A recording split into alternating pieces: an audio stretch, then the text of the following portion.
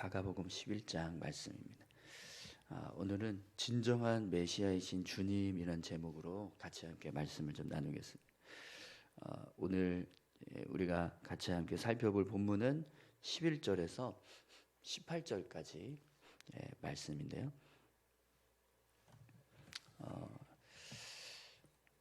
오늘 본문의 내용을 보시면 11절에서는 예수님께서 예루살렘으로 입성하신 후에 성전으로 향하셨는데 해가 지고 저녁이 되어서 그날은 아무 일도 하지 않으신, 예루살렘 입성 때 막 사람들이 환호하면서 예수님을 이제 메시아로 이렇게 찬송하고 또 영접하는 그런 놀라운 일이 있었는데, 그 날은 이제 아무 일도 하지 않고 그냥 다시 베다니로 내려갔어요.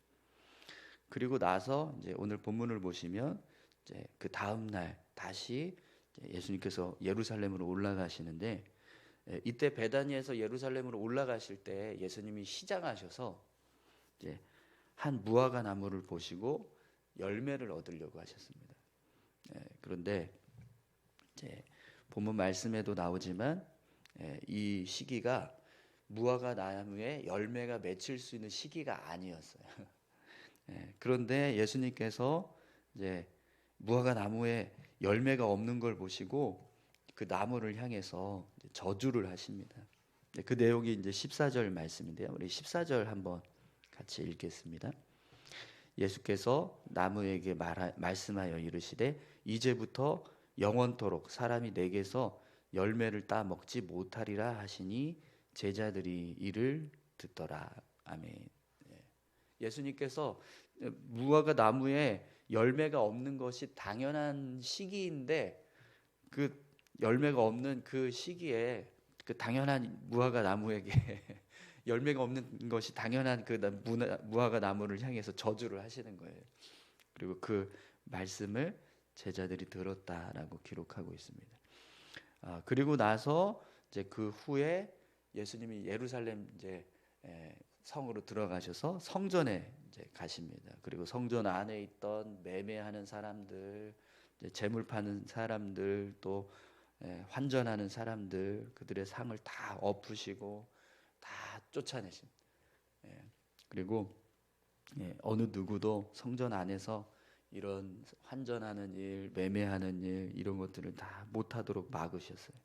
아무도 이제 들어오지 못하게, 그런 사람들은 아무도 들어오지 못하게 하시고, 그냥 사람들, 예배드리기 위해서 오는 사람들, 기도하기 위해서 오는 사람들, 그들만 들어올 수 있도록 그렇게 이제 막으셨습니다. 그래서 예수님이 이제 그런 일을 행하신 후에 사람들에게 내 집은 만민이 기도하는 집이라 칭함을 받으리라고 하지 아니하였느냐? 너희는 강도의 소굴을 만들었도다. 이렇게 말씀하시면서 성전이 기도하는 집이다라고 하는 사실을 가르치십니다.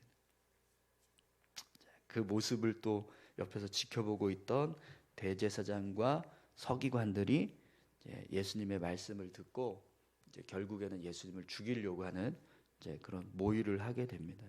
근데 이제 본문을 보시면 아시지만 이들이 사람들의 눈을 의식을 해서 사람들이 예수님을 존경하고 예수님의 말씀에 대해서 권위 있게 생각을 하니까 그런 이제 사람들의 모습에 치중을 해서 함부로 예수님을 잡지 못하는 거예요. 그래서 죽이고 싶은 마음은 있는데 잡지는 못하고 그런 상황이 벌어지게 됩니다.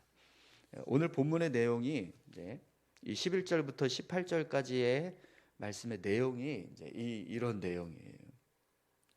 그럼 여러분, 예수님께서 무화과 나무를 향해서 저주하셨던 이 내용과 성전을 정화하셨던 이 모습, 이 두 가지 모습은 우리에게 무엇을 이렇게 말씀하시려고 이런 일들을 행하고 계실까요? 예수님께서 우리에게 뭔가를 보여주시기 위한 이 상징적인 행동이시거든요. 무화과 나무를 저주하게 하셨던 것도 상징적인 거예요. 이 무화과 나무를 저주하셨던 그 저주의 내용은 이런 거예요. 예수님이 이 땅에 오셔서 보셨을 때 이미 수천 년 동안 하나님의 말씀으로 유대인들에게 하나님의 그 말씀을 따라서 삶을 살아갈 수 있도록 허락하셨어요. 그런데 그들의 삶을 보면 말씀대로 사는 것 같은데 정작 그들의 삶의 모습은 열매가 없는 거예요. 하나님의 말씀에 대한 어떤 열매가 없는 거예요. 그러니까 그런 열매 없는 유대인들의 모습을 보시면서 예수님께서 책망하시는 그런 징계하시는 모습, 이것이 무화과나무를 통해서 우리에게 보여주시는 상징적인 의미이거든요. 또 성전에서 성전을 정화하셨던 모습도 예수님도 말씀하시잖아요. 이 성전은 기도하는 집이라고. 그런데 그 기도하는 집을 대제사장과 서기관들이 어떤 집으로 만들어 버렸어요?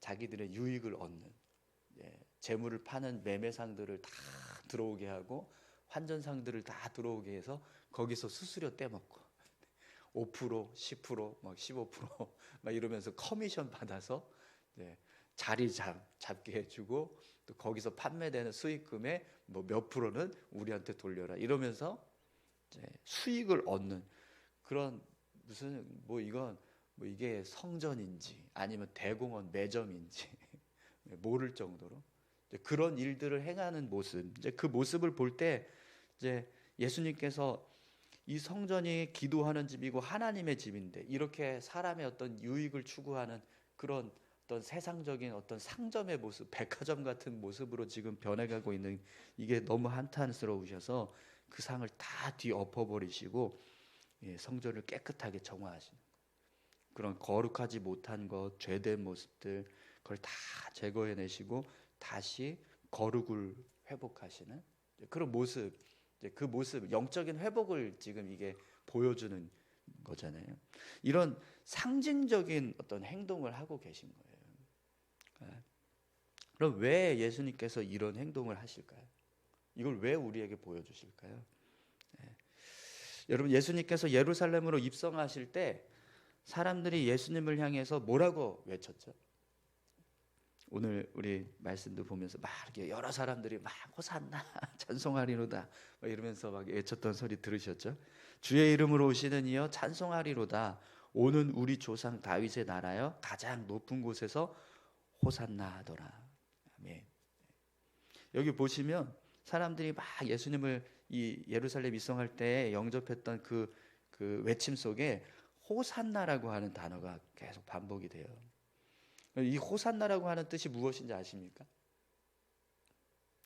우리가 당신께 구하오니 우리를 구원하소서 이런 뜻입니다. 그러니까 호산나라고 하는 단어는 예수님을 향해서 사람들이 우리를 구원하시는 메시아가 오신다 이렇게 지금 선포하고 있는 거예요. 메시아이십니다. 우리의 메시아 되십니다. 메시아요 막 이러면서 지금 예수님을 영접했다는 거죠.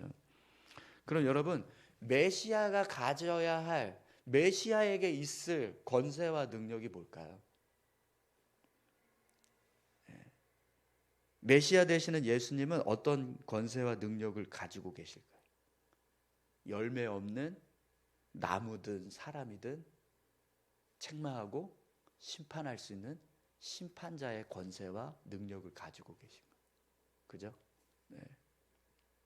메시아로서 이 땅에 오신 예수님의 권세는요, 그런 심판자의 권세예요.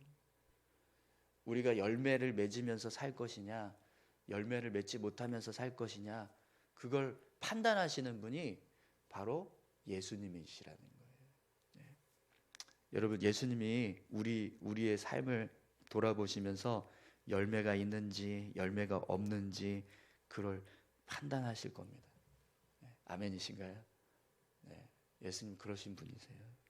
또 예수님은요, 성전을 더럽게 하고 죄악으로 채워가는 그 모습을 보시고 징계하시고 성전을 거룩하게 하실 영적인 회복의 능력을 가지고 계신 분이세요. 메시아로서 우리의 죄악된 모습들을 제거하고 우리를 거룩하게 하실 수 있는 권세와 능력이 예수님께 있다라는 거죠. 그걸 지금 이 두 가지 사건을 통해서 우리에게 상징적으로 보여주는 겁니다. 이런 권세와 능력을 가지고 계신 예수님께서 실제로 보여주신, 실제로 당신이 이런 권세와 능력을 가지고 있다라는 것을 보여준, 사용하신 모습이 무화과나무를 저주하신 모습하고 성전을 정화하시는 모습이 되는 겁니다. 그래서 무화과나무 저주 사건과 또 성전 정화하는 사건은 예수님이 어떤 권세와 능력을 가지고 계신가, 그걸 우리에게 아주 분명하게 보여주는 겁니다. 예수님은 이 땅에 오셔서 어떤 일을 이루실 분인가, 이걸 우리에게 보여주는 거죠. 여러분, 예수님은요, 열매 맺는 것에 대한 판단을 하실 겁니다. 우리가 이 땅에서 살아가는 동안 주님의 말씀대로 삶을 살아가고 또 주님을 의지하면서 삶을 살았을 때 어떤 열매를 맺으면서 살 것인가, 그걸 보시고 판단하실 거예요. 뿐만 아니라 예수님께서 이미 우리에게 그런 일을 하셨습니다. 우리 죄를 다 사하시고 우리를 정결하게 하신, 의로운 자로 서게 하신 그런 은혜를 허락하셨습니다. 그런데 그걸 우리가 온전히 잘 지키고 있는가, 그걸 보시겠죠. 내가 성전인데, 내가 이미 너를 거룩한 성전으로 만들었는데 그 성전을 얼마나 거룩한 성전으로 지켜가고 있느냐, 그걸 또 보시겠죠. 분명히 예수님은요, 우리의 죄를 도말하시고 우리를 거룩하게 하실 수 있는 구원자이십니다. 그분을 의지하고 살아갈 때 우리의 삶이 거룩한 성전이 될 줄 믿습니다. 예수님은 이 땅에 있는 수많은 교회와 성도들, 그들이 열매를 맺고 또 열매를 맺지 못할 때 그에 따른 상벌을 주시는 재판관으로 서실 것이고요. 또 예수님 우리의 죄를 도말하시고 우리를 거룩하게 하실 수 있는 영적인 회복의 주체로 서실 거예요. 그럼 여러분, 우리가 예수님이 이런 권세와 능력을 가지고 계신다라는 걸 우리에게 보여주셨습니다. 그럼 우리가 어떻게 해야 될까요? 그 예수님을 붙잡아야겠지요. 그분이 우리의 삶을 심판하실 심판자이시고 또 우리의 어떤 죄된 모습들을 다 제거하시고 우리를 거룩하게 하실 수 있는 구원자라는 사실을 우리가 알았다면 그분을 의지하고 그분을 붙잡고 삶을 살아가는 것, 그것이 우리가 해야 할 일입니다. 그런데 오늘 이제 본문의 말씀을 보시면 그 모습을 예수님이 보여주셨는데 그 모습을 보고 대제사장과 서기관들이 어떻게 하죠? 예수님을 죽이려고. 그 이유가 이제 우리 내일 또 같이 말씀 함께 살펴보겠지만, 누가 당신에게 그런 권세를 줬냐, 이런 세상적인 권세를 따지면서 예수님을 향해서 죽이려고 하는 그런 마음을 품습니다. 근데 이게 사람의 모습이라는 거예요. 인간의 모습. 하나님이 이 땅에 오셔서 하나님의 능력을 보여주고 하나님을 의지하라고, 하나님을 믿으라고 하고 계신데, 그걸 보고 있는 사람들은 부정하고 부인하면서 계속해서 대적하는 그런 모습들로 삶을 살아가고 있다는 거죠. 그게 그 원인은 신뢰하지 않기 때문에, 그분에 대해서 신뢰하지 않고 그분을 의지하지 믿지 않기 때문에. 여러분, 오늘 저와 여러분들은 예수님이 심판자 되시고 구원자 되신다는 걸 믿으실 수 있기를 소망합니다. 그리고 그분을 의지하고 삶을 살아가는 저와 여러분들이 다 되셨으면 좋겠습니다. 우리가 예수님 붙잡고 예수님 의지하면서 살아갈 때 우리 삶에 열매를 맺게 하실 줄 믿습니다. 그리고 우리를 거룩하게 하시는 일들을 이루어 가실 줄 믿습니다. 오늘 저와 여러분들이 주님을 의지해서 주님 안에서 사는 그런 믿음의 삶이 되시기를 축원합니다. 다 같이 함께 기도하시겠습니다. 예수님은 분명히 이 땅에 오신 왕이십니다. 세상을 다스리시는 메시아로서, 또 구원자로서, 또 심판자로서 이 땅에 오셨습니다. 그런 권세와 능력을 가지고 계신 예수님을 끊임없이 부인하고 대적했던 대제사장과 서기관들의 모습처럼 인간적인 어떤 생각으로 예수님 바라보지 못하고 신뢰하지 못했던 사람들이 있었습니다.